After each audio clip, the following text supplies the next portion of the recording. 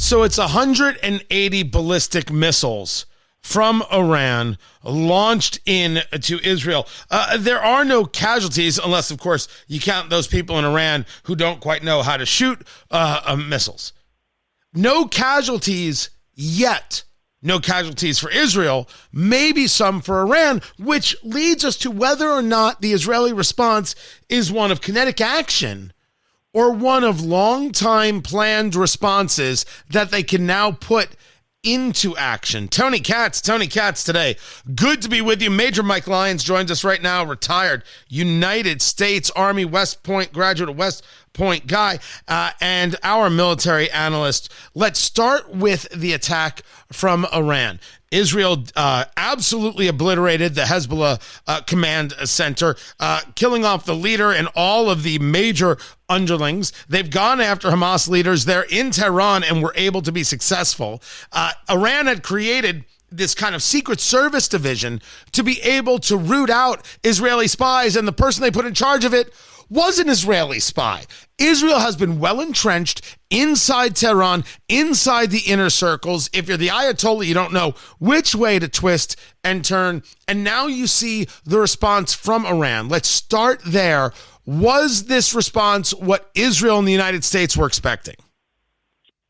Well, they were warned again, which I'm not sure I understand that. And the fact that this administration put that out, it was almost like kind of like an IDF op that we put that out. I was surprised. We should have probably kept that close hold from our perspective, I think. And if you look at what, Israel was obviously warned. They moved a lot of their military equipment out. There were targets at some of the Israeli military facilities, but it doesn't look like their airbase in particular, if it was hit, all the airplanes were in the sky doing something else. The level of detail, once again, taking out the missiles was significant, but we did see some did make it through. But like the Iron Dome, which is good for the short range rocket missiles, that Iron Dome is not involved with these missiles, these ballistic missiles, because they come from much greater range. The artificial intelligence picks out where they're going to land and where they're not going to land. So it focuses on places that are only they're going to target. So once again, there's no casualties on the Israeli side, which again, it is just all about the technology they have. But now what we've got is a precursor for the Iranians, the Israelis, to go right back at Iranian nuclear facilities. Stop right there. Goal from the very beginning. I'm going to interrupt you right there because I want to get into that. But first, let's get to this idea of no Israeli casualties. A lot of that, Major Lyons, being by luck. It is very clear that the Iranians engaging in this attack didn't care where they hit. Hitting civilian population centers was fine. Bombs dropped in Tel Aviv and in places around central Galilee.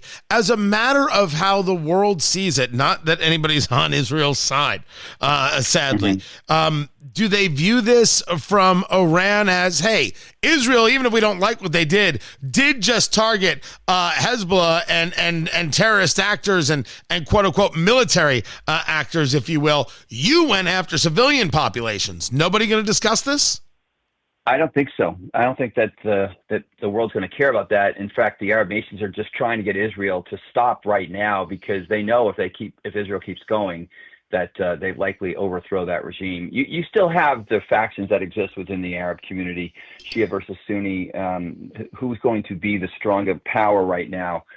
Is it going to be the Iranians? Who's going to control that part of the world? Saudi Arabia wants a say in that as well. But now that Israel's taken out both Hezbollah and the terrorists in Gaza with Hamas, Iran has dropped they have no defenses at this point anymore, and they're very, very vulnerable. Talking to Major Mike Lyons, retired United States Army military analyst. Now we talk about Israeli response. And so there's this idea of whether or not they go for a full-on attack in Tehran, see if they can encourage the people there who are not happy with the Ayatollah by any stretch of the imagination to help them put an end to this. Do you go after the oil fields and the oil refineries and engage a level of crippling that way? Or, as you alluded to just moments ago, are you going after the nuclear facilities and Iran has now given you carte blanche and Iran is not going to be able to stop the Israelis and they're going to end this nuclear program that they have been working on and they're going to end it swiftly? Which way does Israel go, in your opinion? No, it goes to the nuclear program. That's the greatest threat to Israel right now. And the fact that they were able to launch any ABM missiles and get anywhere near Israel, if they had a nuclear warhead attached to one of those rockets or one of those missiles, for example, then that would change the entire equation of how that attack would have went yesterday. So Israel's not going to stand for that. They're not looking to negotiate. They're not looking to, destabilize anything. They're going to go completely after that facility. They've already attacked into that town once already, where it is. Natanz is one inside of Iran. It's going to be a difficult mission. They won't necessarily take it all out, but they'll no question set it back 20, 30 years with regard to bunker busters and the kind of munitions it's going to take. It's well underground, it's well dispersed, and it's going to be a difficult military mission.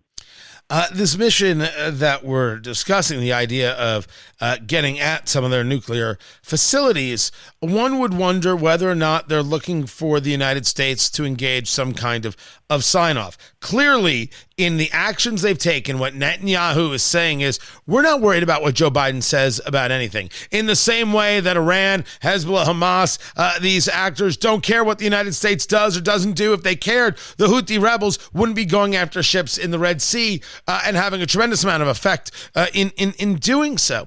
And now it seems that Netanyahu isn't worried about what the United States says. I would argue up until a point, or at least one might assume up until a point, is a move on Iranian nuclear facilities something that gets discussed with the United States and kind of signed off on? Or is Israel already saying, we're going to go this alone no matter what, and we'll patch up our relationship with the U.S. if we need to later? No, I think they sign off on it because I bet you there's a group in the Pentagon that's basically saying we need to help them do this. It's in our best interest to have Iran's nuclear capability destroyed. Let's just be frank about this. And so that's the realpolitik of what's going on right now. And I guarantee it, there's somebody in the Pentagon saying, look, let's help them. Let's take out their air defense platforms that will help Israeli airframes get into the country a lot quicker.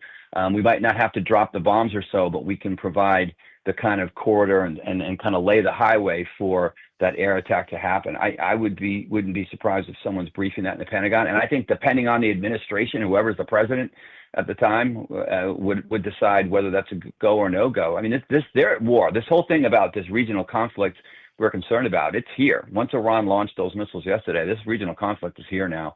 The question is, and Iran is out of allies. There's nobody going to come to their help at this point. So now's the time to bury this program once and for all.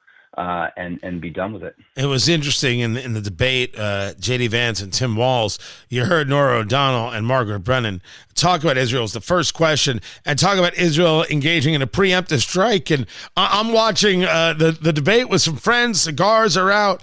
We're relaxed. I screamed out, what preemptive? What possibly are they talking about here? This is a clear response that needs to take place, that is going to take place. Right. Is there a moment here that hasn't existed before where the response can be, and I'm going to utilize the term ferocious, the response can be so ferocious as to set Iran back 30 years and reset the stage with other neighbors who might not be happy with Israel's existence, letting them know, guys, we're really going to do anything. So this is over. Let's just live and everybody move on with their day. Yeah, it's got to be military targets. Israel has got to keep this inside that box, because if they decide to just go downtown to Iran, go after their defense ministry, and go try to decapitate the Iranian leaders, I think that exposes them, and it does create problems for Iran, because like everything else, when you take out the country now, when you take out the leadership, the country still has to run. We don't know who's the next. Who's going to be this revolution that's on the other side to this? What does it look like when it comes out? I think that we make assumptions on how this is going to go, but look, the Russians made the assumptions that they were going to take Kyiv in 3 days, and look what's happening to them. So we've got to just really run the traps, all these different courses of action, because we're in it now at this point. We've got our intels involved. The Cole shot down missiles yesterday. We're all in. So I think we have to really make sure we understand what our assumptions are. Let's talk about Joe Biden. Talking to Major Mike Lyons, retired United States Army, West Point graduate military analyst. Never mind what we might think of Biden. Is he in charge? Is he not in charge? Still commander in chief. Has the U.S. been engaged in anything other than the placement of hardware, the placement of troops? We got another carrier, if not already in the Mediterranean, heading that way. Has the Biden administration and Lloyd Austin, the defense secretary, played this right? Well, we've got the two carrier groups there. That means Marines are floating around someplace. The important thing is to be able to evacuate Americans in Lebanon and Israel if this conflict gets really wide and goes a little bit deeper. Israel is stocked to the gills already with material and equipment. It's not like Ukraine that's going to run out. That's not going to happen at this point. So again, now's the time. We've got all the resources there. You can look back in history and you go, if we bring these assets to the theater, let's use them while we can, and let's help our ally here with regard to this situation. But they've done it passively. Now, the past few weeks and even few months, they've done it. They've whipsawed between back and forth between support and Israel. Every time Tony Blinken gets off the plane, he starts talking about we want a ceasefire. Right. That's not happening. There's no ceasefires going on here. So, but I think now with this attack, I think it's going to give the administration cover to go full-throated support of Israel. But do you think this administration is up for it? Now, that's more of a political question, but there clearly is some level of issue the military has if they go full-throated in support of Israel. How does that affect posture in other areas? What's happening in the Pacific with still continued threats from China regarding Taiwan and other actors in the Middle East who want to, like, for example, maybe Turkey, not so thrilled with open support of Israel? Well, I think Turkey's changed their tune a little bit. They have been quiet, and Turkey's got other concerns right now with NATO with regard to anti-missile defense platforms right now. But no, I think that this administration won't go full-throated support. What I mean by that is helping on the military side is because they deep down would think that would embarrass Obama, and it would embarrass that administration, and it would embarrass a fellow Democrat. Unfortunately, they put politics before national security. Did you just say embarrass Obama? Did you mean Obama? Right. That's what would happen. But President Obama, who cut the original deal with the Iranians. I just want to make sure. If we take out their facilities, there's no more. We can pretend that we're going to have a nuclear deal with them anymore. But that's gone completely now. So that's the last vestige of hope that this administration has been hoping to do, and I believe that's just part of the thread of the administration as it extends from Barack Obama when he was president. Major Mike Lyons, retired United States Army, MAJ Mike Lyons, Lyons, MAJ Mike Lyons on the Twitter X. Find him there. Much more is coming up. I'm Tony Katz, and this is Tony Katz Today. Find everything at TonyKatz.com.